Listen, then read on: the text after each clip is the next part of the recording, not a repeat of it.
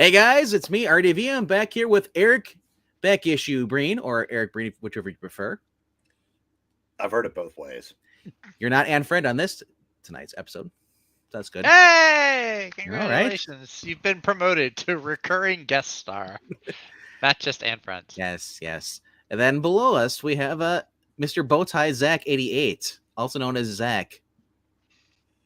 That's right. Don't That's why even it's right think, next don't to even it. think about dabbing. I wasn't. I was Vanna Whiting. So what? Like- the Iron Man book? Maybe, No, the little words that are on the screen. maybe you should dab. Maybe I should. Anyway, that hurt actually. I've been at the gym too many times. My arms are sore. You know, not as much as it hurt us. Good. We can all hurt together. So- Everybody hurts. So for those of you who are just joining in, thank you for we got a little crowd here going here. I know. How about that? I thought we would have bored them to death with the last stream, but they're still here. Marani is here to learn and see Zach get schooled. Yes, free admission to the life of Hard Knocks.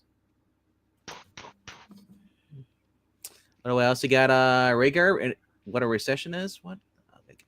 Rhaegar, Change his ask her of what he's got long. His Rhaegar's names are like anime titles. Like they No, just go he's on. variants. That's what he is. He's almost got as much variance as you have. As I variance know, for Zach. but his variants names are like anime titles. They Is just it- go on for so long. I always said I'd like to congratulate Trusty for getting here in the first minute of a stream instead of the last minute like the last two. I know Trusty was doing his best Paulo impersonation. Wow. That's what that was. Hello to Lord. Glad to see you here. Good to see you. We got Marania, Skip in the house. Then we got Trusty, and I think that's it. I don't think anybody else says we. All right, cool. So for tonight, it's no brainer what we're talking about. What are we here for? What are we For here what? for? What? What for? For What what? for? What for? Detectives 471, 472, and 473 are part one of our two-part retrospective on what, Eric? What?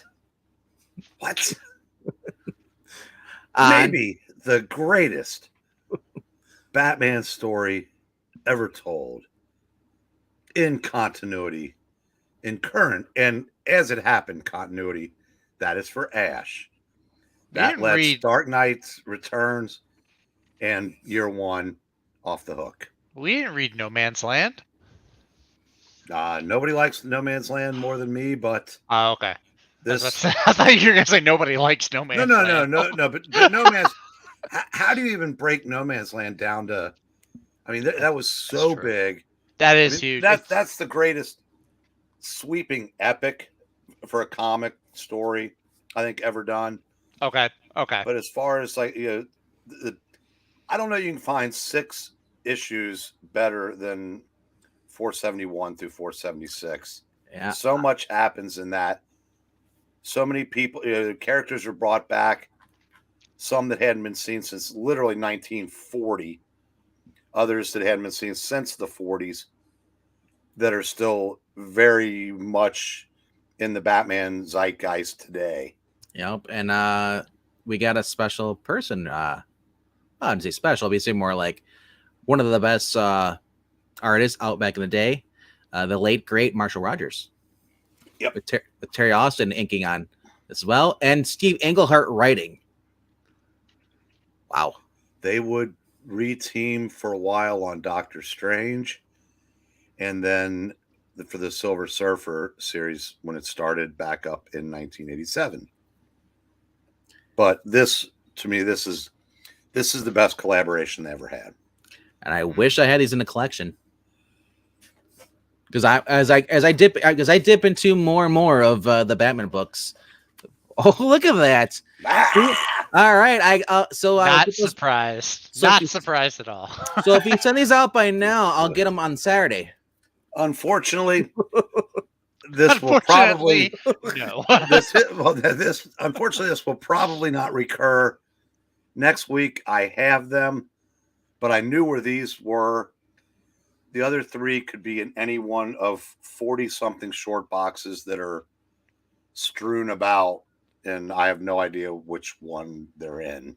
Well, the next Actually, one, they could be in 3 different ones. I believe the 474 is the first appearance of Deadshot. The first appearance of Deadshot since Batman 59. Wow. That was his only appearance. Dang. He wore a tux and a top hat. Yep. Oh, interesting. And this is where we get the silver, you get the red lens here.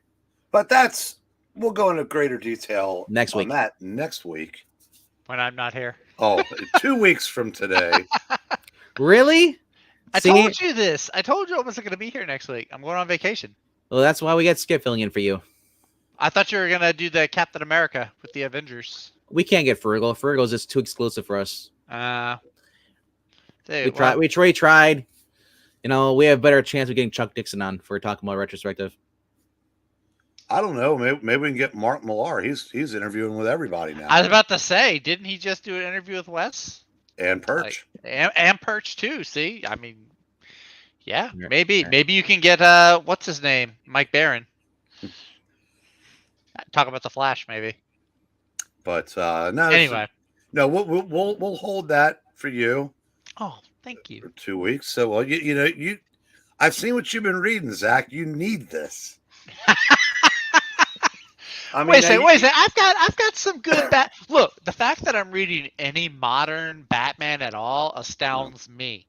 So that just tells me how desperately you need this story. No, I am going to be reading. You saw what I'm going to be reading. I know. You saw this. Yeah. You do get cool points for that, no doubt. Yeah, it's true. We did do a reading of this, of the Sign of the Joker, originally on Angleteen I Love Comics, which is now I Love Comics again. But we brought the video that we did over there to our channel so you can experience it for a second time. Round dose. All right. So that'll be next week, though, or 2 weeks from now when we finally get to that, or whenever Zach decides to show up. You know. Yeah. Well, I guess we should just consider ourselves lucky that he's here tonight.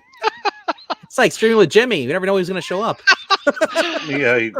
I'm not the new Jimmy. You know, if the wife decides to make time for him, or if he hasn't choked on his turkey sandwich, you know, we're just lucky to have him here.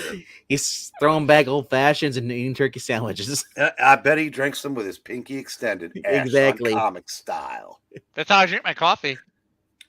Of course you do. Anyway, no, I'm just teasing. You can only do that. You make it sound like I'm never around. I'm here like almost every day. Almost. Are you? I give myself a B for attendance. I'm glad you do. Bum, bum, ba-dum. Anyway. Well, you are a B, but I wouldn't give you that for attendance. That was almost funny. Your writers are getting there. They're warming up with the jokes. Ooh. Or maybe where people are just getting worse, getting sick and tired of your bad jokes, and mine are starting to seem better. Maybe. That could be it too. No, that's not it. Oh, okay. Oh, okay. Never mind. All right. I thought the C was going to be for cake. Now we know where the writers went. I never claimed to have writers. That's true. He did never claim it. Yes. All right. So we might as well jump into this first issue. Do we have a visual at all, anybody? We do indeed. All right. Let me full screen that. Full screen this bad Look boy. at that face peel off Mission Impossible style. Oh, look at that. He even had the glasses on as he peeled it off. Hugo Strange. Yes, right. The return of Hugo Strange since 1940. Was it issue 48? I think it said. Yeah, he made his first appearance in Batman #1, which I believe was also the first appearance of the Joker and Catwoman. So that's a lot for one issue. Yeah, jeez. He was in a few stories up to Detective 40-something, and then he dies in the pier, right? And he's forgotten about. Yeah. I mean, I shudder to think how many characters just disappeared in those days. It's still never been brought back, but yeah. So, who wants to start us off? Well, since Zach's back, we'll let him start. Me start? Okay. Yeah. Well, Why not? I don't know why. Oh, fine. We'll have Breen talk about it. He knows his better than you. Well, I'll start. We'll full screen you so we can just make you sweat. Pressure's on, Zach. What a jerk, man! What a jerk. Oh No, actually, I read it today, so I'm trying to. Sit down. I know the story. I'm just trying to figure out where it his starts. story starts with Boss Thorne, Yes. who has basically taken over Gotham, not by controlling the police, but by controlling the courts. He's got the DA in his pocket, and they decide it's time to eliminate Batman. Is he also? I'm sorry to interrupt. Is Thorne also Dr. Phosphorus, or are they two different? No. Two different Dr. Phosphorus Okay. was in the previous issues. Because of this, Batman has radiation Because it goes from that scene to showing Batman, and I wasn't sure if they were the same So one. that was a Okay, recap okay. for the previous issue. That All wasn't that was not drawn by Marshall Rogers. Right, Walt Simonson. Yeah. Well, and he gets some pushback from some of his lieutenants that basically say, "Hey, Batman's good for tourism. People that wouldn't be caught dead in Gotham will come here." And they brought up somebody else too. It's somebody he just recently outsmarted too. Forgot who it was, and they just basically point out that he, no matter what they do, he always wins. Right, so he says, and he said nobody else would be able to stop him. Yeah. And Thorne, in his arrogance, listens to him and then says, "Then we're agreed. The Batman must go." Then you hear something in the chimney. And by the time they go to investigate, Batman's made his escape, but he's on the rooftop. He's hurt from being burned by Dr. Phosphorus in the previous storyline. All over his chest and everything. Yeah. He's all bad. You see him lift his shirt up and he's like, "See, I knew he's not wearing Kevlar armor. It's just a shirt." And it's radiation burns. Yeah, it's like heavy duty burns. And he said usually they go away, but it's been a week. Yeah. So he makes a call to a Dr. Todd Hunter to check into his clinic. Gray Town? Basically, Gray Tower. Gray Tower. Which takes care of the rich and eccentric. The rich and famous. But not before he calls Silver and we get a bow chicka wow wow moment. Yeah, man. Oof. I had no idea Black Cat showed up in Batman. No. But you can show up. She predates Black Cat. She's fun though. She is a fun character. I kind of like her more. Eric, let's see that 2-page spread. The 2-page. No, I mean you told me you barely. Wrong one. Draw me like your French girls. Yep. Yeah. Wow. Yeah. That is no. I said there are those of us that think that she was the best fit for Bruce. Mm-hmm. Even Alfred says it too. Yeah, and so he goes to the clinic where he's drugged by the perfume of Todd Hunter's nurse, Magda. Marlo. Looks like Marlo. Magda. Yeah, and just because she's a redhead doesn't mean she's Marlo. So, and then you get an idea of what kind of, this is a pretty cool page. Bruce's nightmare. That was a cool page. Yeah. Next to the guns. Great placement. Cool. And so he tries to get one of the guards and he says, "Hey, what are you doing on Bruce Wayne?" And the guard says, "Yeah, sure you are, buddy." And so he realizes that he's a prisoner. Yep. So, while that's going on, Silver pops in for the first time, looking for Bruce, and they kind of blow her off right after, now, there's the one. If you notice, and we'll find out in the next issue, the one glitch in this writing, when she comes to see Bruce, he acts like he's never seen her before, but he talked to her in this issue. Yeah, they talk over the phone, don't they? No, she shows up. She's Oh, right there. they talk face to face. Oh, Yeah. okay. Gotcha. So anyway, so she, they get rid of her, and Bruce, finally, decides to make his move. So, I guess they didn't search his luggage when they put him in the room. But Some again, security they have over there. but At then Grey again, Tower. that the whole idea was just to get him out of the way. So I can, I can see that, and they have no idea who he is. That's true. He's just a rich guy. So there's, so Batman makes his escape, and we see Doctor Strange. We see the monster men who haven't been seen since Batman #1. Mm. So that's if you, I guess, if you were, I guess technically, if you've been reading comics as long as I have now, at this time, you read Batman 1. Yeah, I like So that. you might recognize who they were. I like that he took the costume out, put it on, and he takes the 2 vials of the acid, puts it on, kicks the bar out, and he realizes like it's a building, and there's a fake building built around it. How genius is! Yeah. He climbs, and that's how he climbs up the roof. So he dispatches with the monster men. He breaks into Todd Hunter's office, and Wait, the lady, Meg, sees him, and she's like, "Oh, she's like, boss," and then he swings through, crashing through the window. That's kind of cool.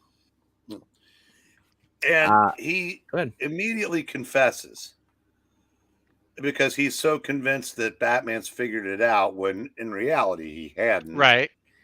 So he peels off the disguise and reveals himself as Doctor Strange. I mean, I'm sorry, it's Hugo Strange. Batman knocks him around, and but he has a Black Mamba. Yeah, Green Mamba. Green Mamba. Or Green Mamba. Green and Mamba. He bites him, but and it's deadly, but he gives me the antidote right away. Batman comes to, and I love the way this is written, where he says he's looking through his eyes, but there's no slits. Yeah. He realizes he's not wearing his mask, and then it's when Hugo says, "Your secrets are now mine." The first thing I do, Bruce Wayne. Yep. So 17 pages. Yeah. Yeah, a lot happens in 17 pages in this book. Yeah. Now, I want to point out, for those who are wondering, this sounds familiar. Yeah, you did watch this in the Batman animated series. They did a spinoff of this. The Strange Secret of Bruce Wayne. It aired back in 1992. Where the whole finding the secret and wanting to auction it off. That was what we're going to talk about in the second issue. Mm-hmm. But unlike the series, or this is we're reading here in the series, they actually did try to auction it off. Where they had to get, and what's funny about this is you had to Robin wear stilts, dress up as Bruce Wayne, put a red mask on, and say like, I'm not convinced the villains that he's not really Bruce Wayne. I remember in the 1966 show when there were like somebody had tipped off the police and the public that Bruce Wayne was Batman, and to convince them that he wasn't, he had Alfred dress up in the bat suit, but he stood like way off in the distance so nobody could tell that it was an older man. Right. Or 6'5". Or 6'5". Yeah, he was really tall. Yeah. So that's I'm getting a kick out of reading this because I had watched that cartoon again recently when the past couple months I've been going through the Batman series. And I gotta say, I like them both for their specific reasons. But man, Hugo Strange, in whatever form he's in the video game, the comic books, in the show, they just do so well. I love it. I think in recent years he's been overdone, but that's the problem with comics nowadays. Yeah, but I'm talking about these older comic books. Though. Oh yeah, this. So it was his first time back. So it's kind of like a blank slate because, to be honest, no one remembers. No one knows, so they could recreate them and change things people didn't notice. That's true. But this, unless you're Eric Breen, I've gone back and read. Remember. No, I've gone back and read that. It's the same. It's the same. He acts the same, but I'm just saying. I'm just making a joke. If you were 60 back then, yeah. Oh, I know. You would have complained. It's just horrible. Yeah. Yeah. I said, I don't like this. This isn't Hugo Strange. This is dumb. He's supposed to be dead. Now, the couple of issues before this, the Dr. Phosphorus story that Englehart wrote with Walt Simonson's art. Unfortunately, if I remember correctly, Jack Abel or somebody like that, whoever inked him, just completely overpowered Simonson. You really couldn't even tell it was his art. But this issue, you could tell something special was happening.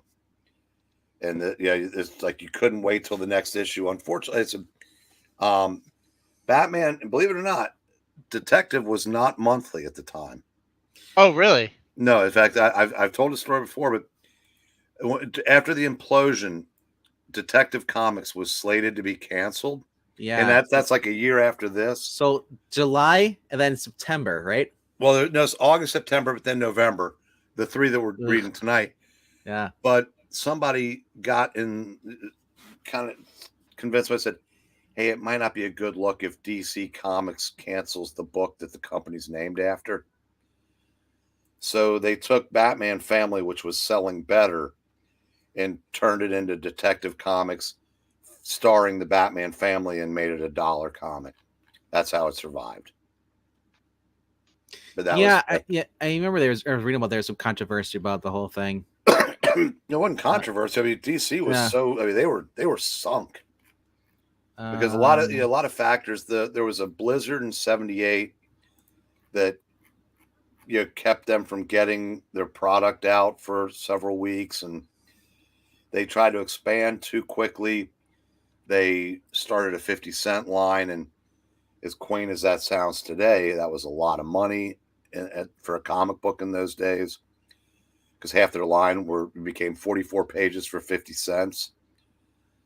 And they tried that a few other times with 52 pages for a quarter or 48 pages for a quarter, and survived those. This one they just didn't. So they cut their line down to 18 titles, down from 40 something, and it was almost overnight. And Zach, there's a book called Canceled Comics Cavalcade, where they took all the scripts and the unfinished books from would have been the next issues of all the books that were canceled. Yeah. And they mimeographed about 30 copies, and some of the people that worked at DC have them had them, and some people have paid huge money for them to get one of the copies. But some of the stuff has been done since. Like, there's a 10th issue of the Joker was finished, and that's in the Joker Omnibus. There were 2 more issues of Secret Society of Supervillains mapped out. Freedom Fighters. There's the next Showcase. All that stuff just got gutted. So there's 2 things I want to bring up. One is I noticed when he was driving into the second Batcave, under Wayne Towers, whatever. Mm-hmm. He went through Finger Alley. Yeah. Is loaded. They mentioned a friend, Broom. Yep. Who is a friend of Julie Schwartz. Yeah, John Broom. Well, John Broom was if I'm not mistaken, the original Flash writer. I think that's what not Golden Age, but Silver Age. Yeah. Personal friend. Yeah. He was then living in the European country back then. He was a personal friend of Julie Schwartz. Yeah. There's all kinds of There's even a mention of a guy named Reed.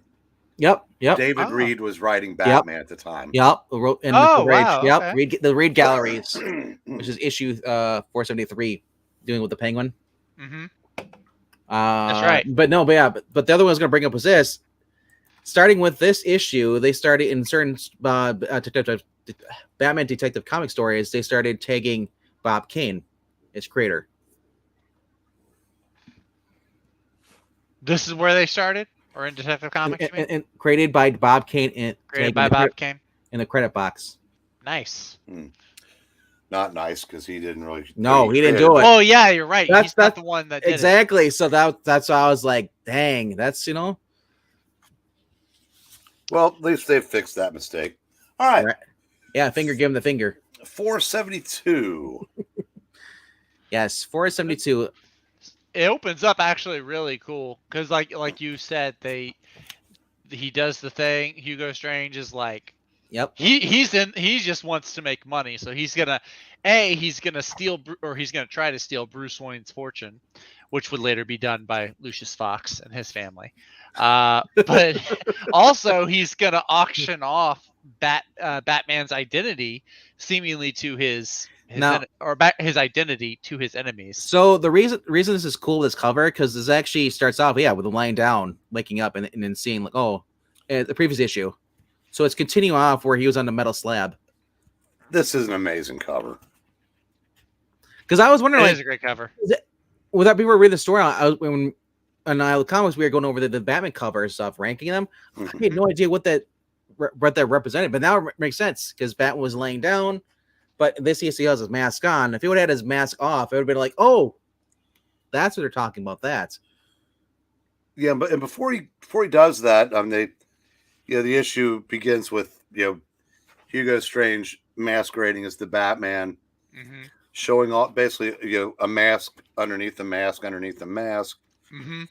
It gotta get hot under there. Yeah, and we find out that he went and got Alfred to take care of Bruce because he doesn't want Bruce dead for we don't know why at this point. And then we have him, we have Hugo Strange masquerading as Bruce. Silver St. Cloud. Oh, okay, up. No, I take that back. I owe Steve Englehart an apology. When she shows up, name of the devil, it's the girl who came to visit Wayne at the clinic, but he didn't know her name. Yep. Okay, so that's so Silver St. Cloud shows up at the Wayne Towers. Hugo basically has, he doesn't know who she really is, but then he's like, it's the dame that showed up before, and he basically breaks up with her, and she gets upset. She kind of yells at him, and then she goes off. But then she goes and calls Dick Grayson, saying, "Bruce isn't acting like himself," and this basically triggers Bruce or Dick into basically looking into this. Yeah. So we get Robin on this cool motorcycle. Sure. Cool motorcycle. Yeah. Robin with the green panty. I'm sorry. Look, Dick Grayson is probably the best Robin of them all, but that outfit is, I don't like it. I'm sorry. There's a reason I said cool motorcycle, okay? No, I do like that scene though where you know why you can say that? Why can I say that? Because that outfit was so far in the rearview mirror before you were even born. That's true. Yeah, I said, but that's when I started reading. There was nothing to compare it to, except for the Robin of the other Earth in the Justice Society. Right. But that Dick Grayson was an adult, so in somebody's lack of infinite wisdom, this seemed like a good idea for a. Now, I get it looked weird when he was a little kid, but by this time he's an adult. Somebody really should have put some long pants on him long before he abandoned the identity. That's you're that's not why wrong. I like that with the World's Finest. They kind of gave him pants. Yeah. So after the even the cartoon did that too. Really. Yeah. That's true. That's true. The Teen Titans cartoon, they did that. No, I'm talking about the Batman series cartoon gave him pants. Oh, that's right. They did that in that one too. Yeah. So after this, after her conversation with Dick, Silver gets attacked by the two monster goons. And then we see what was it? I think it's Dick. That's when Dick Grayson finally does show up. Before that, Bruce tries to shake off the effects of the drugs. Yeah, but he can't. Yeah, he's got Alfred in there with him too. Yeah, so like Alfred's found him and is. So we realize that. Well, after Hugo Strange counts all the money he's embezzled, but we realize he takes $7 million. Yeah. He's like, here. I was like, dude, you have billions. I take 7 million. Okay, now I'm not sure if it's ego or what his reason. He's just amassed $7.6 million, and then he goes to auction off Batman's identity, but the starting bid is only 10 grand. Yeah. So I'm not sure what the purpose of that was, unless it was just to lord it over everybody that he had it. Maybe. Doesn't he say? I mean, does he say 10,000 is the minimum bid? Or I thought he says they have to have $1 million. No. It's 10,000 to be allowed to show up. Oh, okay. Tomorrow night's gonna be minimum. So yes.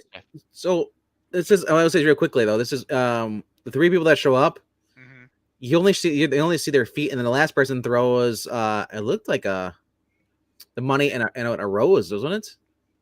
No, that's I don't think so. I can't remember what. but if you it's pretty easy to tell who the three people are. Yes. Well, yeah, one's the Penguin, one is the Joker, which, Purple by the shoes. way, the Yeah. way they do it with the Joker, I really dig it. Because they let you know, hey, he's around, he's a player in this underworld crime scene, but they don't fit him into every book like they would do nowadays. So you have no like, idea. where his face is everywhere. Yeah. So So there's a scene later on where like the Penguin's walking around the theater and he hears the laugh echoing, and that's all he needs to know. He needs to get out of there. I was like, that's cool. So it That sets was up for really later nice. for the later Oh. issues, yes, when we get down to the Joker. But at this point, you're reading these, you're like, well, crap, he's got to deal with Hugo Strange, and now we know the Joker is free. He's not in Arkham. And I think Rupert Thorne is probably the third one. Yes. Am I Yeah, right? Rupert Okay. Thorne. Yeah, because the very next scene, he kidnaps Hugo Strange because Right. he says those other two characters might be willing to play by the rules because I'm not. But he's got his boys out there. Yeah, he's And- ready to shoot and them up. And so yeah. his boys trank the monsters and Yeah, Hugo. We see Hugo hanging by the chains. He is jacked. I know. yeah. Before Well, that, he's got to be impersonating Batman. Yeah. He can't just be like beer gutting it out. but before that, Robin King gets to the clinic, and he realizes that he's going to have to do it himself because Batman he's not ready yet. He'd been with the Teen Titans, wasn't he? Who? Robin, wasn't he away? Yeah, that's where he came from when she called Hudson University. Yeah. Which by a remarkable coincidence, a lot of the Teen Titans adventures were relatively close to that. Well, so Robin takes on the Monster Men, and Magda panics and she's going to go turn Bruce into one. We got adult scene right here. Yeah, Alfred. He gets in the way and she injects herself. Now, the next panel when she's jumping away saying, "Now I'll become," that was swiped out of a Vampirella that came out not long before that. Just literally, she started growing in size and her clothes were gone. I'm thinking Alfred's like, "Oh my, my!" But so Robin puts her down. I'm sure he does. Vows revenge. Meanwhile, Hugo Strange is getting the shit beat out of him by Thorne's goons. He has cigar burns on his forehead. Yep, but he will not give up the identity because he realizes that in his mind, it's not that he thinks he was Batman, but he comes to think of him as like a kindred spirit. So he realized he was wrong to try to sell it, and isn't and just chooses death over betrayal. And Rupert Thorne says, like, almost the way you're resisting my men in Natalia, it's like almost like you've become an ally. If you're the whole time you're being an ally of Batman. Yeah, because what did they say about Robin? It's like he moves like Batman, he fights like Batman. Yeah. So all the way through art. With Rupert Thorne. I mean, not with Hugo Strange dying. Mm-hmm. Yeah. Well, dying. I'm sure he doesn't actually die in this, I assume, or he does, and they just he does. He does. Oh, okay. Comics. So that's true too. So. Yeah, actually, he thought. Yeah, that's what it was at the end. He actually, I forgot about that. Rupert Thorne actually thinks that he is Batman because you think he was. You think he thought he was Batman, but. Yeah, I said, and I mean, he ends up haunting him. As you'll see as you continue to read the story. Yep. But now we're off to 473 that begins with a couple of Thorne's goons disposing of the body. Right as Batman and Robin get there. Yep. I was looking up Batman 27 because apparently they're saying this might be a homage to this. The cover of 473. I have to look it up, but no, not really. But here's the cover if anyone wants to see that. Yeah, here I'll full screen. Enlarge, magnify. Yeah, that's a cool cover. Look at that. That's Bob Ross. But we find out it is Bob Ross. You didn't pay enough trees. So we find out after Batman and Robin beat up the goons, the cops show up, but the cops they're not Thorne doesn't control he can't control Gordon, but it's insinuated that he's got his hooks in enough to where I'm sure he's got plenty of cops on his payroll also.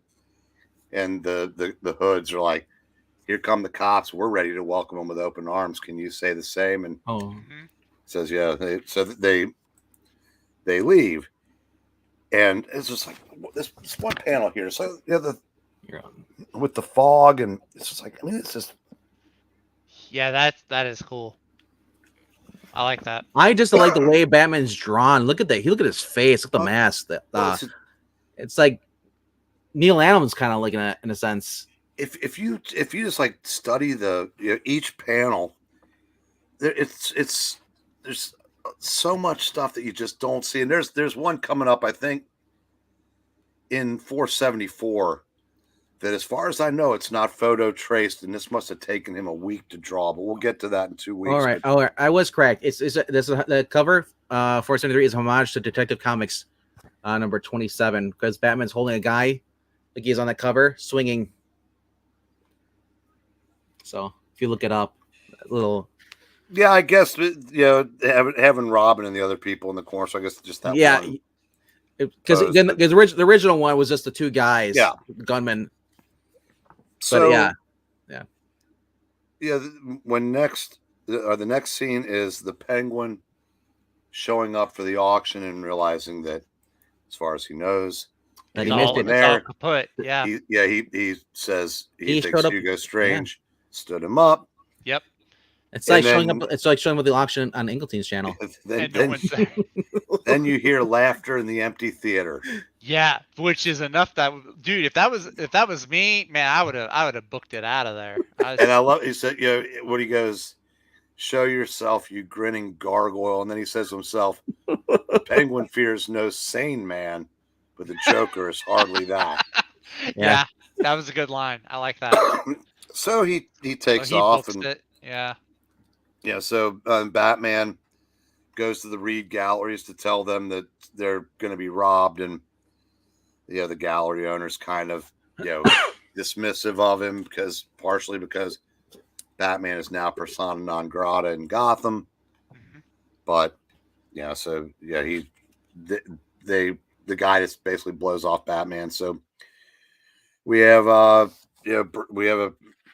Bruce and Dick scene. Then Bruce goes to see Silver in the hospital, and they make up. Dick apologizes for being a dick. They said he was something. They made up some elaborate ruse. Explain why Bruce was they come up with the cover story, and then Dick gets out of there, and Bruce and Silver rekindle, I guess. But yeah, and then what happens with because there's like the Penguin statue that's now on display at the museum. There's a joke. There's a joke there. I'll just say that real quickly. There's a joke there. Bruce goes rekindle with Silver and tells Dick to get out. You can look for that joke. I'm not going to dig for it. Dick. He goes to the museum. And he can actually. This reminded me of an episode of the animated series, or maybe it was a comic book. I think it was part of the animated, where he like goes to a museum and he checks out the artifact, and there's like the curator, the employee there, is just like, "Oh, we have this state-of-the-art security system, but it's no, they get in. No, we don't. We don't have cameras because we don't have the budget." Actually, to me, it felt more like the 66 TV series. Yeah, I can see that too. Actually.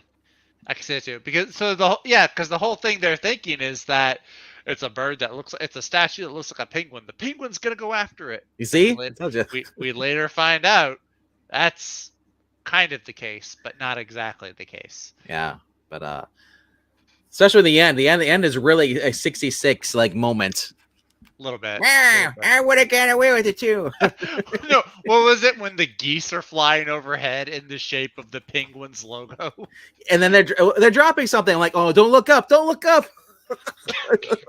They're pamphlets. Little pamphlets that are like I said, this whole issue just screamed Adam West, and then you had Burt Ward, but it was done in a way that didn't come across as, at least as I was reading it, it didn't seem as goofy as an Adam. No, it's not at all.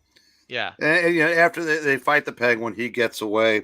Yeah. And they cut to with his men's buzzsaw club, umbrella, and we hear Boss Thorne threatening a Dr. Bell, who is apparently picks this time to draw the line at murder. Yeah. And Boss Thorne isn't having any of that. Yeah, because he's this doctor's on the council. Thorne controls the council, so he's he gets him out of there, and then you see the ghost of Hugo Strange, but only Thorne can see him, and so he's all good and rattled, and that will come into play a lot more in the next 3 issues. Yeah, his tobacconist club. I love it's a real thing. I had to look it up. I was like, what? I loved at the end where okay, so they catch the Penguin. They figure out he wasn't really going for the statue. He was going for the clues. plane. Yeah, they're looking at the clues. Yeah. They're like, the silver bird. Oh, it's a plane. And they found the plane that had it was, what was it? It was currency, or it was money that was coming from France or going to France. And so it's like, it was he wasn't going after the statue. And the Penguin's like, you're right. I already have the statue. The one in the museum is a fake. before he did it, so they, Robin thinks he's got it figured out. Yeah. Batman has to set him straight. Yep. They go to the airport. They stop the Penguin, and I love how he goes, why didn't you go after the Malay Penguin? He goes, who say about not going after it, twerp? He goes, I stole that weeks ago. yeah. Before he got in the country, and he goes, and the last I love panel that part is Robin saying, I'm on my own, I'm doing really well, but when it comes to the Batman, I still got a long way to go. Yeah. Now right. this was almost like the comic relief issue of these 6 issues. I think it's just to show that how versatile Englehart was in telling this Batman story. Mm-hmm. By the way, Glinzer, thank you for the sub. I know I've told this before. When DC recruited Steve Englehart, they wanted him to come over and basically save the Justice League book. Mm-hmm. And he'd already committed to a writing gig in Europe starting in a year from that time. And so he only had a year. He goes, I will do Justice League for a year if you'll let me write Batman. Mm-hmm. Well, Detective was, basically on the clock anyway. So they gave him Detective. And where his Justice League run is good, but it's not the best he's ever written by any stretch. His Batman may very well have been. So glad he asked for that, because at least we got that. And the Justice League, what he did with them was he brought in the Manhunters, and he brought in some conflict among team members, because other than Green Arrow and Hawkman sniping at each other a little bit, everybody got along great. But first thing he did was, he had Wonder Woman and the Flash. Everything Barry did, basically Wonder Woman belittled. So they put some conflict there, and had some other issue, internal issues. Would have been interesting to see if he had more than a year at DC. Yeah. But I said, and I do recommend reading the run, because Dick Dillon was still the artist in those days, and they are fun. But it's he had been writing the Avengers. He wrote the Avengers Defenders War. Mm-hmm. He wrote the Celestial Madonna saga. Justice League doesn't hold a candle to either one of those. Oh wow, okay. But the Detective does. So we are halfway through, and your thoughts, if any. Oh, I don't have Were enough you money gonna for go? Okay. thoughts. No, I enjoyed it. I've said it before. I typically don't read Batman stories. There's three exceptions, which was No Man's Land, Nightfall, and Hush were the three Batman stories, and Death of the Family, um, were the four Batman stories that I'd read. Not Death, not the first one, the second one, the The Scott New Snyder one. 52 one. Yeah, Yeah. the New 52 one, where Scott Snyder everybody one. was wearing Joker faces, which was gross. Yeah. So I haven't read a ton of Batman. If I wanted to read a Batman story, I'd find a Justice League that had Batman as a key part. So yeah, reading this was really it was a different experience for me. I did really like it. I do like the detective aspect of it. So I think the last issue was the one I really enjoyed because it was kind of this. They were working a case for the Penguin, trying to figure out, okay, how was he going to steal the Malay Penguin? And then you find out, oh, plot twist, he didn't. He wasn't going for it. Yeah, So I did enjoy that. But yeah, the first two issues were neat as well. Like I said, I've heard of Silver St. Cloud, never read a story with her in it before.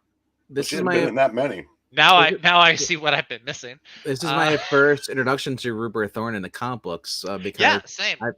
I knew him in the animated series, and at the end he's like, I want the Batman, I want his cape and a collar, and at the end he's like, what do you need him for, boss? So I can wear them. And it's Batman takes off the mask, and just the whole elaborate thing, just to take out. So I was like, man, that's like the long game, but no, seeing him in this, I mean, I hope he's in more than. I mean, because obviously you see the sign of the Joker being like, I think that's the last appearance. Or does he come back? Who's that? Rupert Thorne. Oh no, Thorne's around for years. He is okay. Yeah, I mean he we'll find out at the end of the story. He's temporarily, out of the picture, but he comes back. Yeah. Yes. And I liked seeing. I do like Dick Grayson a lot too. So whenever his Robin comes into the story, I did enjoy that, how he was incorporated. I do like that last bit, like when you're talking about like, oh well, if he's Batman, I still have a long way to go before I can. I did appreciate that. That was really cool. As contrast to like any of these young heroes that get written today, where they think they're all that in a bag of chips. Oh yeah. Seeing the humility with Dick Grayson was refreshing. And Hugo Strange is I just found it just kind of funny too as I was reading. Obviously it's not meant to be funny, but it's like, okay, I have his identity, I'm gonna take all of his money, and then I'm gonna like he's just doing it for the money, it looks like. Yeah. Where so many other villains, they do it for power, or they do it for reputation, to say, oh, I killed the Batman. Hugo Strange just seems like he's in it for the money, which I was like, okay, it's different. I can get behind that. And then the other thing with Hugo Strange is I remember when we did on comics, we did the first appearance of Hugo Strange reading over there with him, and that's where he actually created his own Batman costume because he wanted to be Batman, getting his psyche and stuff.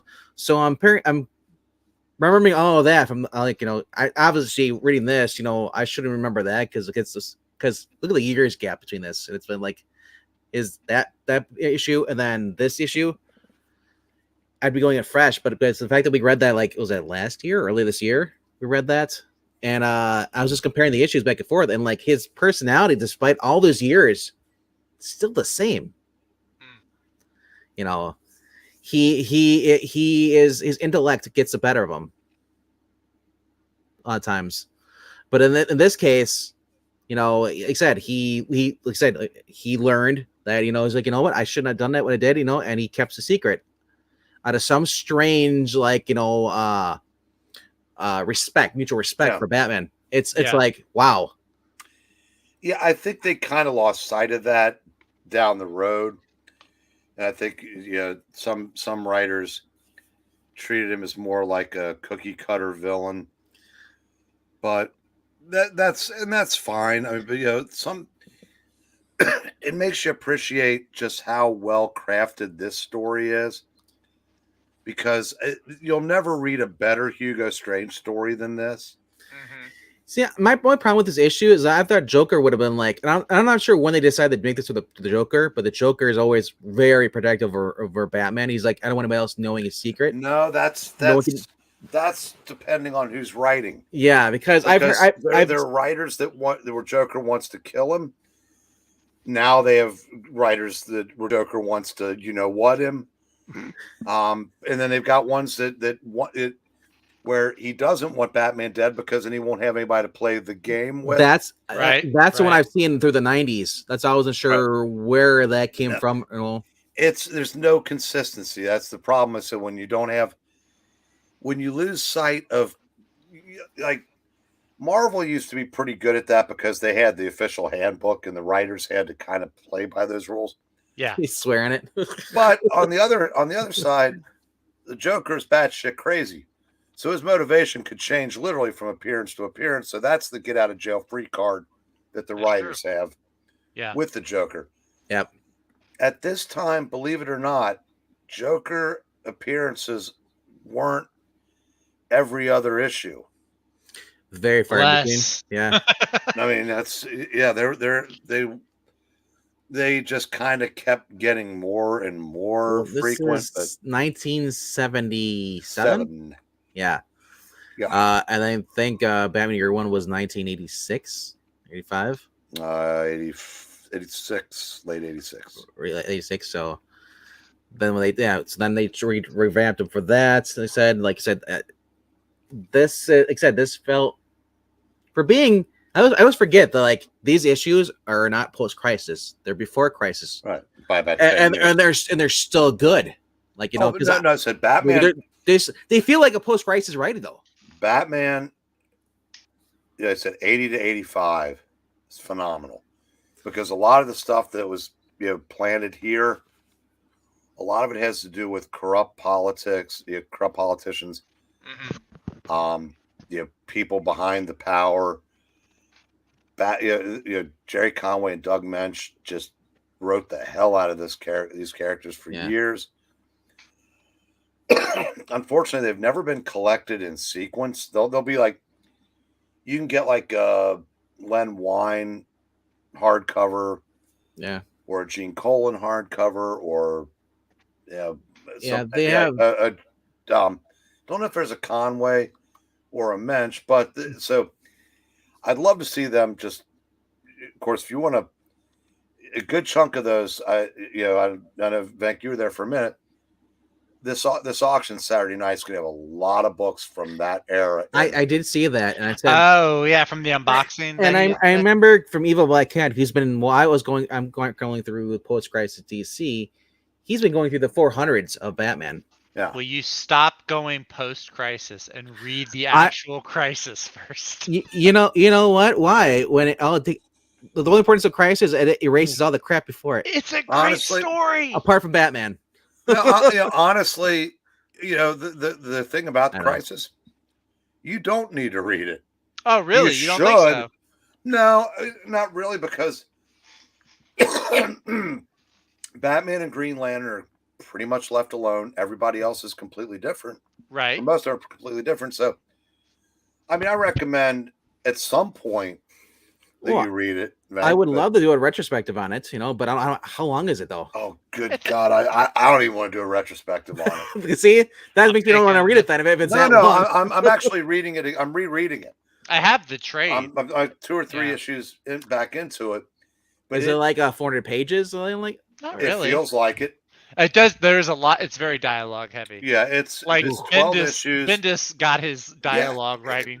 Yeah, it's about it's about 400 pages because it's. Oh, thank you. 30-something pages times 12. Oh, it's worth it. Definitely. Every character in DC history is in there. If I'm gonna read it, I'm gonna read it and I'm gonna want to talk about it. That's my thing. Like, if I'm going that committed into it. No, we'll get to it someday then. I thought I had it in here. That's a different crisis. Brian, that's always a 50-50 chance with you. We say someday. I'm not making Evil Black Cat joke. I'm just mean that you're that busy. That's all. Ah, okay. But if you want to go with the joke, let's go with that. But I did really enjoy this though. I'm just shocked that I'm at this point where I'm actually enjoying Batman books. I'm almost done with. I was never a Batman fan, so. Well, what's getting me more into this is I read Batman Year One. I read all this stuff. I've been reading No Man's Land with Batman. No Man's Land. I mean, I love No Man's Land. Wow. Yeah, going through that and then reading these older issues like that, and then said like, I'm to the point where, like I said, I'm gonna say forget everything else that's coming out new and kind of go into that Well, Zach, I think more. what's helping is to, yeah, the more you stay in this hobby, and now you've met some people that have been around forever, that have read all of this older stuff, and Yeah. you realize, okay, there's got to be a reason why like E and Breen are still doing this after all these years. There must have been something really good about this older stuff, Yeah. and now you're getting exposed to it, and you go, oh, okay, that's what, yeah, because it's, and I like that, that so far you seem to have liked all the ones we've picked. Yeah. Because there's so much great stuff. I said it's that, yeah, and I said I'm glad you're enjoying it, because, yeah, I said, Venk is really, broadened his field of interest in comics since he's been hanging around us old people. Mm-hmm.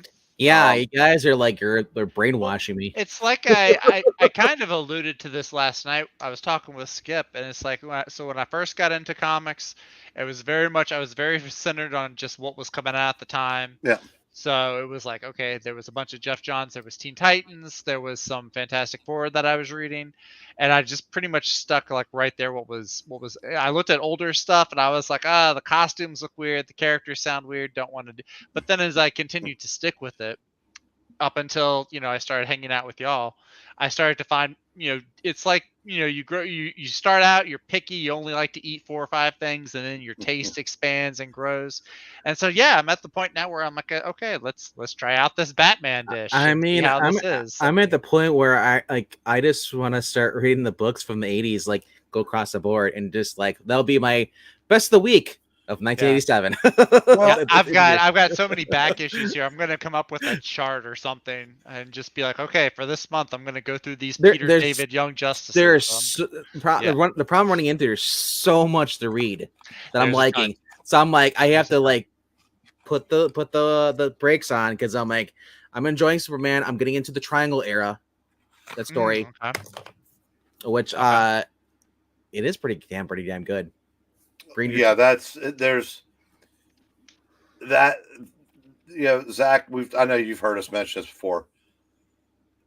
From Man of Steel up through the late 90s, Superman was just great. I mean, just so much fun. Yeah, as much as I like Jeff Johns, he destroyed that. Yep. But lost train of thought. That happens when you're even the red and blue Superman. Yeah. Okay. Because I said it's like, here's the thing with that.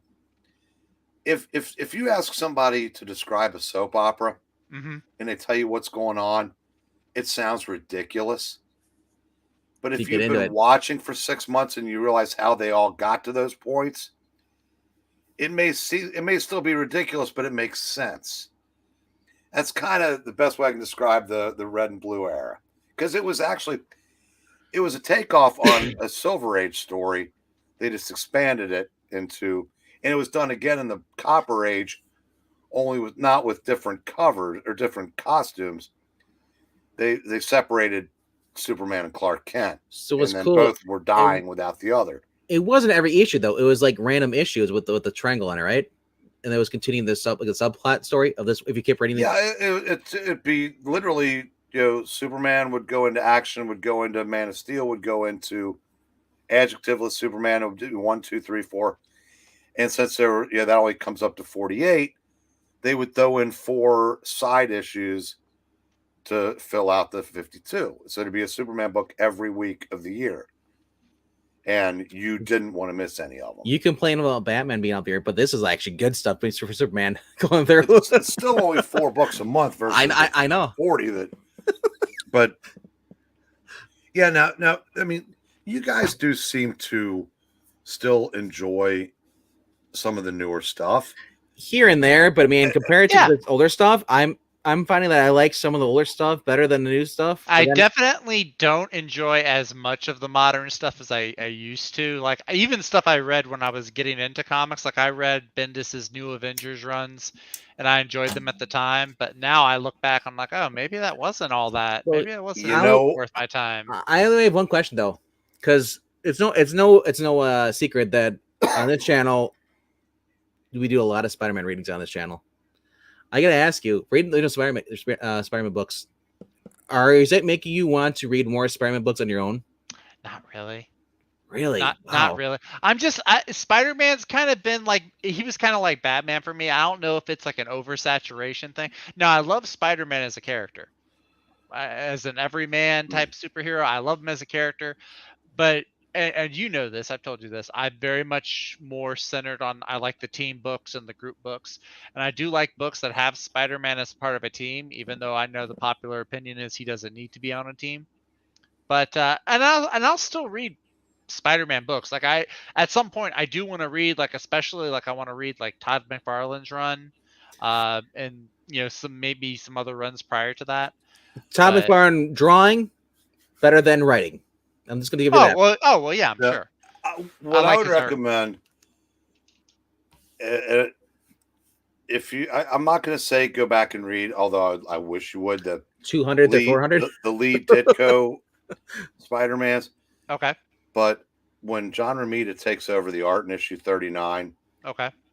and because he co-plotted with Stan, he had it was basically where Peter Parker grew, where he did the growing, where he developed friendships, romantic interests.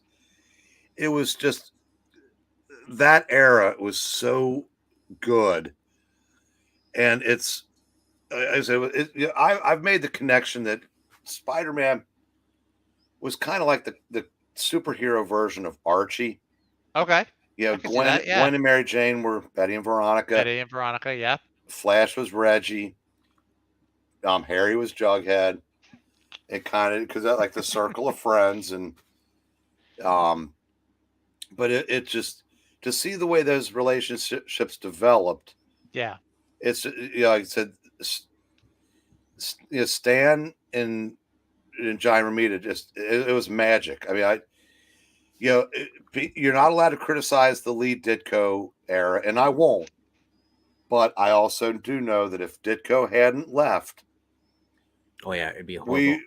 I don't know where the comic book industry would be, because I don't think Spider-Man would have gotten nearly as big as he has.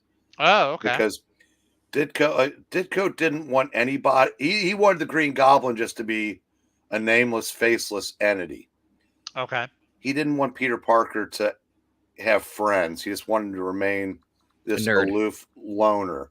Oh, okay. I see. Stan wanted him to develop. John Romita, Spider Punisher. Also, Johnny Romita had come from DC's romance line.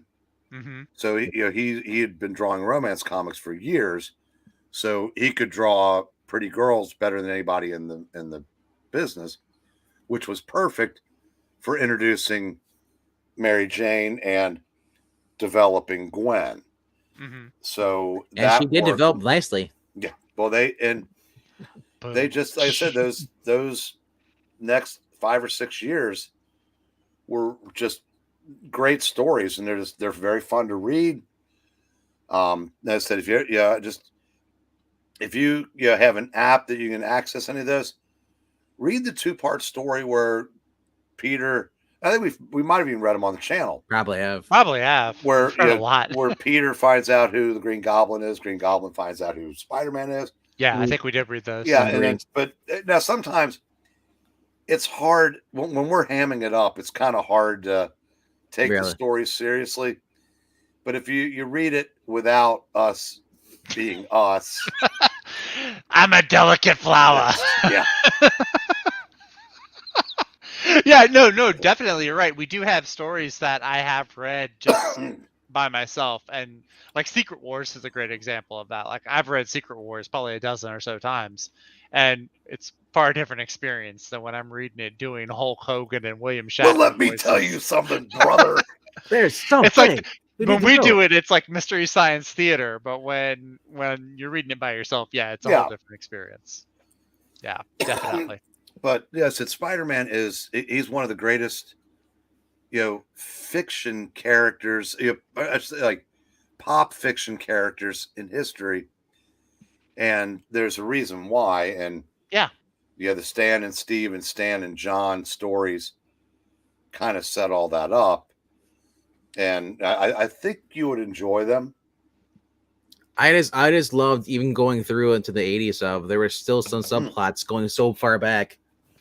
That, that's why I like the triangle years. I'm getting into that. Like it's another thing where they actually took the time, consideration to think of something and spread it out.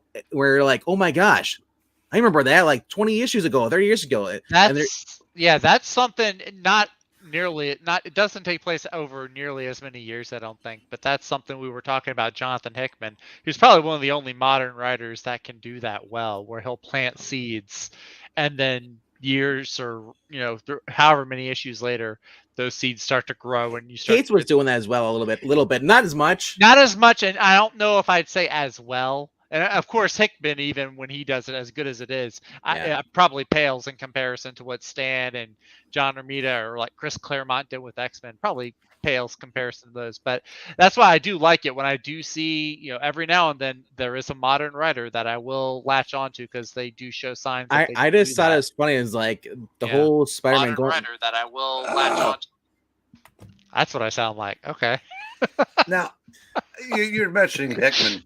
And then before you mentioned Bendis on New Avengers, as much as I've championed those years, I will still champion the stories, but I'm starting to realize, God, Bendis' dialogue was god awful. I mean, I knew it wasn't great, but it's way worse than I thought. I actually, a few months back, I have one of the collections. It's new. It's like the second volume of New Avengers, where the Thing is on the team and they're in Avengers Mansion. And I that's probably my favorite volume or my favorite part of the I prefer run. Breakout. But the Breakout's good. But I like the Thing and I like the team they had in Avengers Mansion. And the stories, like you said, the stories themselves are good. But I would go through the dialogue at parts, and sometimes it'd be okay, because sometimes, it's Spider-Man being a wise ass, and it's kind of entertaining. But then there's other times it's just like, dude, this is Luke Cage that you've got, like, what? No, he doesn't talk like that. Doctor Strange calls somebody dude. Yeah, and Wong is like, I'm not going to be a second-rate Jarvis or something like that. It's just like The problem with Bendis was he took all the wrong lessons out of the dialogue from Buffy the Vampire Slayer. Yeah, that's all he knows how to write is teenage high school girl speak. Right, and he does not do it well, never did it well. Yeah. And he has... adults just do not talk like that. Nope. And that's the problem that writers have with comics today is...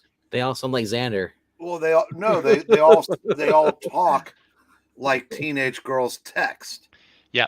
Well, that's the thing. I started to notice that as I was reading his Justice League run. That was one of the biggest glaring things that jumped out of his Justice League run was he would have these characters, these regal characters like Aquaman or Black Adam or Hippolyta, and they would be talking like teenage high school girls. Yeah. And I was just like, wait a second, has he always done this? Go back and go through New Avengers. He has. Totes my goats, Zach. I had, it was, great stories though. I did like the stories, but the dialogue that he chose for a lot of I totes agree. And like if he had kept it to just like Spider-Man or Squirrel Girl or certain characters, it works. But when you've got like Doctor Strange or Wolverine or Iron Fist, it's just But I do realize that at this point, I will never go back and read any of those. So I think the next train out of town, I'm going to find all my stuff from that era and make it the store's problem. I was gonna say you can still send it. I'll still collect the run. I don't have a lot of the books. I've got a lot of trades from that era. I've got a lot of I used to have the whole floppy run, and then I only kept some of them. But I do like the art style too, so I do keep the books around for the art. The art is Well, the nice. art, the art's nice, but if I'm going to go back and read an Avengers, I'm going to read something that Roy or Steve or the Stern run throughout the 200s. Yep. Someday I need to read the Busek Perez run again. That's a good one to but read I sure. find that's a little bit more modern than I tend to gravitate towards now. Yeah. Glenzer, I said the only thing I can remember is that when he was mutating, turning into a spider, he went to the X-Men, and asked him because he's like he didn't know he didn't. That wasn't that when he was mutating. It was before that. He actually went remember after the Fantastic Four, he thought he'd join the X-Men. It was one of the early issues. I remember that, and then they pretty much he interrupted him in the Danger Room. I'm not sure what volume that is, if it's original volume 1, or if that was a later rendition. But I remember that they even made reference in the cartoon. He showed up at the compound, or was that part of the X-Men? That might have been part of the X-Men. Well, he's never officially been. He never joined, though. But he's not a mutant. The Avengers thing that I'm pretty sure was a mandate. Yeah, him and Wolverine. Because they were everywhere. I don't know for sure, but that's a safe bet. Yeah. But there was one where he was teaching at the school, though. Remember that? That was in the past 10 years. They had that Spider-Man book. Yeah, he was teaching at the Avengers Academy.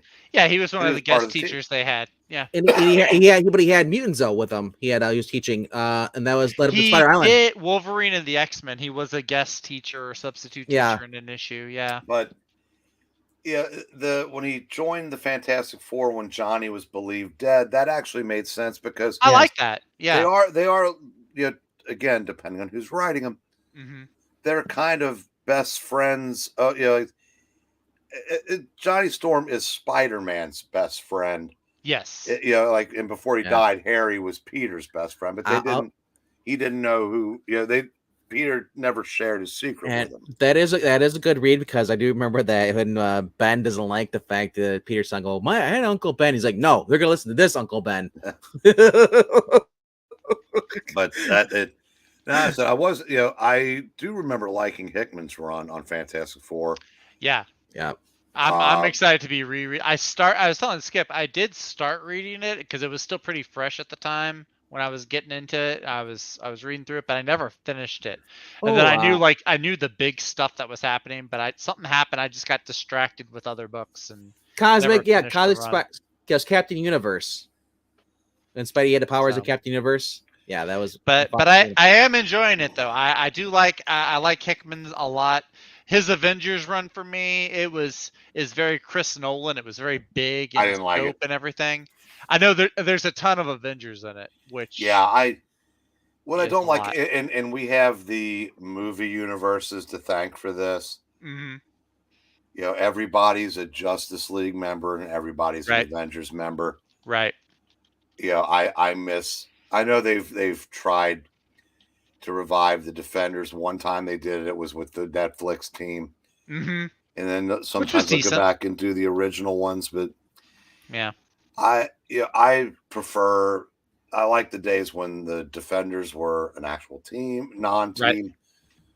Right. The champions. But now everything's got to be a division of the Avengers. Yeah, it's true. They're like, as he likes to bring up, Justice League Dark is Shadow Pact. Pretty much. Shadow Pact didn't sell. Yeah. But a Justice League Dark in its place. Yeah, it's the everything brand. Else is the equal, and add Wonder Woman. Mm-hmm. And that was a strange thing. I saw that. Oh, that's right. It didn't sell either.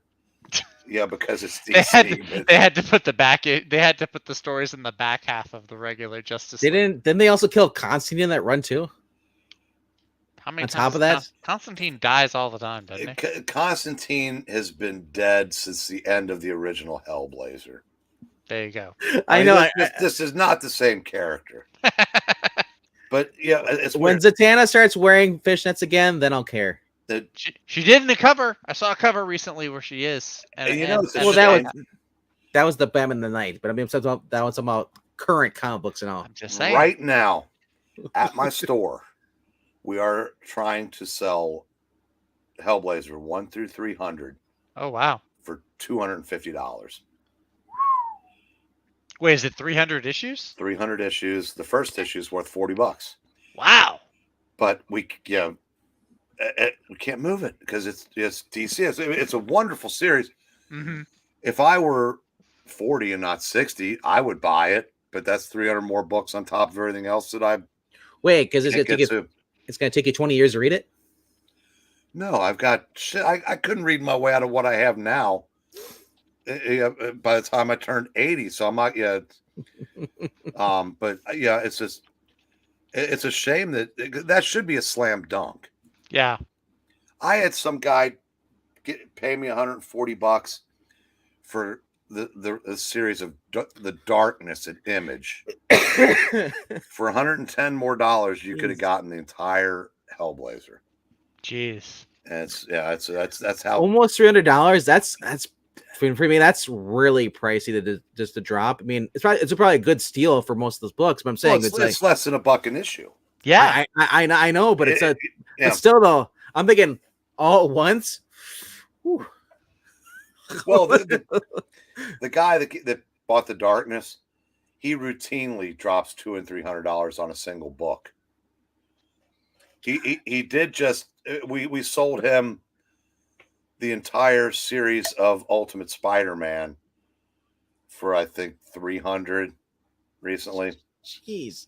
Now my question is, where's the guy storing this stuff? He flips a lot, but okay, I'm sure he does once he realizes he's got a money. Yeah, but that Ultimate Spider-Man series in 2010 would have been, probably it'd have been like $800 because the first issue used to be well over 100. It's like down to 40 now. Mm.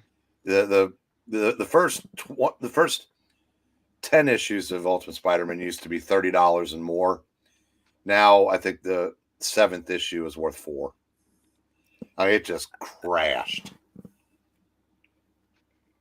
I mean, it's still good reading. Actually, that's one title where Bendis's dialogue actually works, and it hadn't mutated into this whatever it is now. Like I said, when I read through All Amazing, and then I saw when Ultimate came out, my friend was like, "Oh, it's really cool." I'm like, "Dude, don't you want to read the original?" Like, "Nah, I'm reading this." I'm like, "Yeah, I can't get on board with that." But I'd already read all the originals, so Well, so did I, and he had no interest in reading the originals. He's like, "I'm gonna read this. Is cool." I'm looking at this. It's too modern. Why does he have a cell phone, smartphone? No. See, that was the thing when I started getting it. That's what I want. That's what I liked. I liked the modern stuff. Now, of course, I've grown and matured and evolved into the hobby. But back then, that was like I looked at it. Why does Uncle Ben have a ponytail? Why is he growing pot on his? I don't like reading the modern Superman books when I see that she's holding a smartphone and doing all her stuff on it. No, I write the notepad and her going to a payphone to make a call. And that's right, Glenzer. The Wrecking Crew used to be somebody. That's right. Now, unfortunately, as much as I am still optimistic about the show, I think they're going to show up in the She-Hulk show, and they don't look at all like. I mean, the Wrecking Crew are pretty much gone the way of the Cutting Crew. Well, they're a gag team now. Yeah. They're not taken seriously. All right, take it back. The Cutting Crew is better. Yeah, unfortunately. But yeah, and when after She-Hulk beats the crap out of him with no problem, yeah, they'll be singing that they just died in her arms tonight. I was waiting for you to make the joke. I mean, look, and I'm okay if she does because I mean we've seen that she can do it in Secret Wars, but just the fact that because they don't look at all like the Wrecking Crew, like they're just like these average Joes, and one of them has like a ball and chain, but it's not like a huge ball, like a huge wrecking ball. It's just like really it's like really bad cosplay. Really bad cosplay. I really tell you what unfortunately, the first couple things I heard about She-Hulk, I thought were really promising. Mm-hmm. Everything I'm seeing now makes me want to watch it less. I haven't seen the trailer yet. No, not the trailers. They're going, oh, they're gonna downplay the Hulk's, Bruce Banner's part in her origin. Oh, Bruce is going to tell Jen how much better she is than him. It's like, quit trying so hard to appeal to these Twitter fucking weirdos. Yeah. And just give us a show that we can have fun with, and you'll have a hit. You'll be fine. It's like they're going out of their way to shed audience. Yes. This will be the great crew. Drunk construction workers and Wolf Whistling, and then she yells at patriarchy. I mean, it's just and I know, hopefully it's worth watching, and if you just tune out all the BS that all the virtue signaling twats are doing. Well, that's what I'm hoping, because most of the time whenever they do the virtue signaling, normally it turns out not being as evident in the show as they magnify it to be. So I'm hoping that that's the case with this. Didn't they do that for Miss Marvel too? Yeah, they did for Miss Marvel. I haven't seen Miss Marvel yet. I plan to watch it. I said, but you liked it though, didn't you? Your twin liked it. Pixel liked it. Yeah. Even LK liked it. And like, I didn't love it. Kenobi, it turned out, but I didn't have any problem. I mean, the story was not great. Anybody like Anders, whatever his name is? Ander actually to me looks better than Kenobi. Footage wise, it's supposed to. They're saying it's supposed to be like Rogue One against. It's before Rogue One, but they're saying that it's supposed to be like a jab at elite Trumpism. And I'm just like, really? I look forward to the Geeky Pup Show. We get the 3-hour premiere. So wait, if Trump is the Empire, y'all were making a big deal about the last black girl who played a part of the Empire. I'm confused. I thought Trump was racist. Yeah, why would don't try to make sense out of it. Another a year from now, when unemployment's 30% because the Green New Deal's in full swing. Yeah, and everybody knows how much better it was during Trump. Yep, they have no choice but to keep fabricating, Oh yeah, absolutely. Well, maybe by then, David Zaslav will have a brother or somebody that he can send over to Disney and Marvel to trim the fat. It won't matter by then. Nobody will have enough money to go there. Oh, well. See what I picked up yesterday. Silver Surfer. I like that. That was actually something that I really liked about. That reminds me of the Fantastic Four, the sequel, The Rise of the Silver Surfer. Mm-hmm. That was the coolest part of the whole movie, where it was him and Silver Surfer racing around the city. I thought. Yeah, I like seeing that. Yeah, the book I want more than anything that I might have a prayer of getting someday is Silver Surfer 4 with the Thor cover that I've got. Oh yeah, that is a sweet cover. Yeah, nice. That's awesome. But the issue before this in Silver Surfer, he fights Spider-Man. Oh, okay. Yes. But I'd like to get that too. Yeah. Unfortunately, this series is expensive as all get out. And number 3 has the first Mephisto. Mm-hmm. And when it was rumored he was going to be in the MCU, that one stratospheric. Oh yeah, I remember. Everybody. 1, 3, and 4 are almost unattainable at this point. At this point, I'll just say with the CGI, people claim that She-Hulk can be worse than the Eric Bana CGI Hulk. Oh, I've seen the trailers. I have no problem with that. That doesn't bother me at all. CGI doesn't look, even the refurbished one looks way better than the original one. As long as the BS I keep hearing from people associated with the show, because when Tatiana Maslany said, "I got my inspiration from a trans woman." See, I'm not looking at this stuff, so you're better off. I know. It's not like I went online and said, "Let me see what she's saying about that." Who are you following that you get all these updates? Like I know Wes does a lot. No, they just come up, like bounding into comics and shit like that. That's on my my Twitter feed. Oh, I don't follow them. The point is, I said, it's like it doesn't make sense to risk pissing off people that would watch a show for people that are just going to tweet about it. Exactly. I know, but people keep doing it. I know why they do it.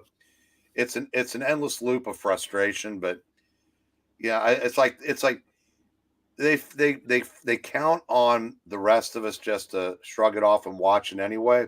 Mm-hmm. But it's like, you know, what they're doing at DC right now. I'm so aggravated with them that I don't even want to buy the 2 books I'm buying.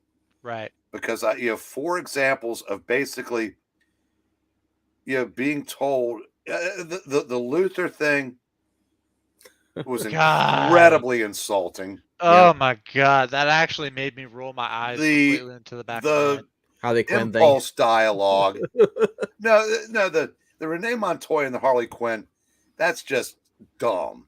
I mean, I it's insulting, but it's expect that. dumb. Yeah. I expect it. But Yeah. calling the fans of your books when you were doing better books than Marvel, every name in the book, and then editorial saying, yeah, go ahead and trash that fan base. We've been trying to get rid of them for years.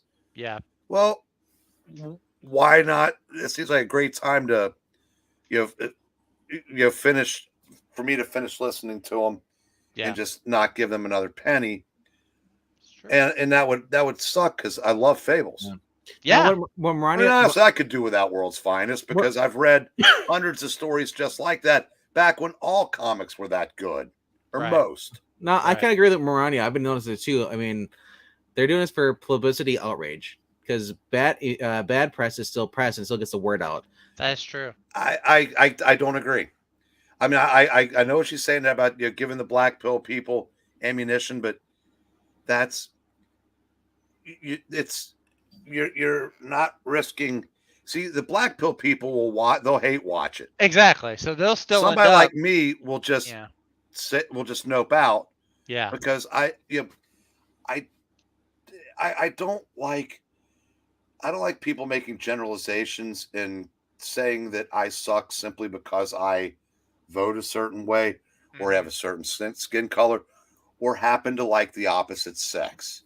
Right. That's at some point you either vote with your wallet if it's comics or you vote with your time if it's television. Yeah. And you can only get insulted so many times before instead of watching something that made by people that hate me, I'll just go watch another episode of Burke's Law from 60 years ago. I'll just say this. If you're offended by today's comic books, buy older books to help still support your local comic book store because if they're not selling the new stuff. I am all for that. Definitely. So yeah. Keep me employed. Yes, we don't want to go again. That was not fun. I can see Brian having like 4 cigarettes in his mouth at once. He's just that stressed out. He's like, I upgraded. I went to 6. I saw that stupidest thing I saw, and of course, who's retweeting it? It's your buddy Seth Rogen. Some guy now. He wasn't a stupid person. It was a person he was retweeting the video of. This guy for doing people do stupid things just to get their 15 minutes of fame.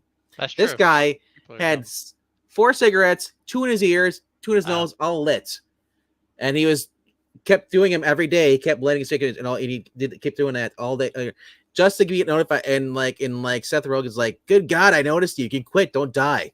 It's like I could never master the art of walking around with a lit heater.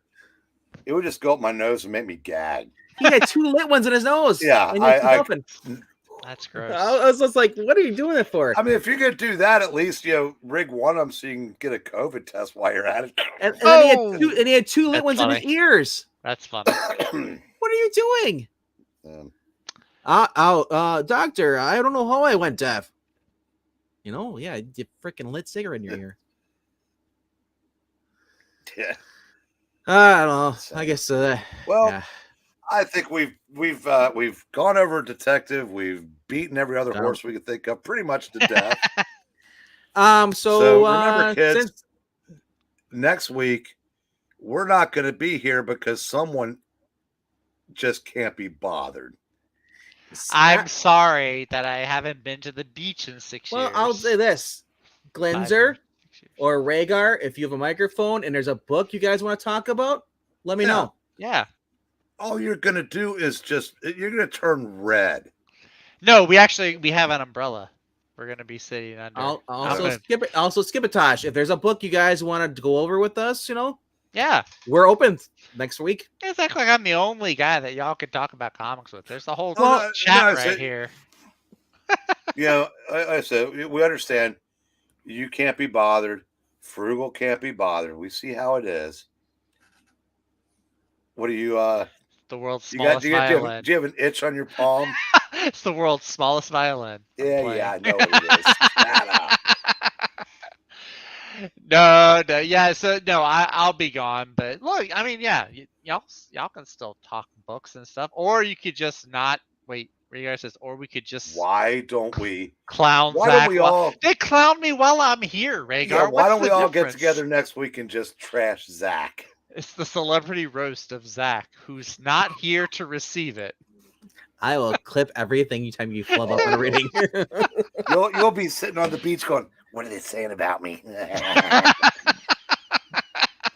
His wife's like, "What are you doing over there?" Shh, quiet. Looking. Nope. The Darn trash son, I action. can't see the glare and the lens. I Look. can't. Look, if this channel could get super chats, I would say you could trash me all you want to for super chats. I would say go for it. Well, but the reality is we'd do it for free. You would do it. Oh, yeah, exactly. I know y'all would. But if we do have a Ko-fi link, if you want to trash that, That's true. and I'll get with Puppetine and we'll go over those. There you go. This one right here. If you want to Right, support the channel, Yep. this one. Drop $1. Just $1. And you Ko-fi- can put a little roast like Zach is dumb Yep. in the little comment for the $1. There you go. Ko-fi.com/Puppetine. There it goes. So All right. anyway, Also, if you haven't clicked like, please click like. And if you're not subscribed, why the hell not? we cost nothing. We cost you nothing, and you can trash me. What YouTube channel invites you to trash them? If you haven't clicked like yet, just consider it. Just pretend like it's next week already when Zach isn't here, and it'll be much easier to hit the like button. Exactly. So just get some practice tonight.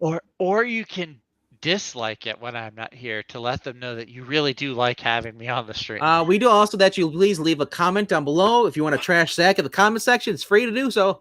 That's true. You can do It it. also there helps out the algorithm here for us. And also, you said the Ko-fi link, $1 to whatever you want to spend, or it said it helps out the channel, helps us find better books to do retrospectives on.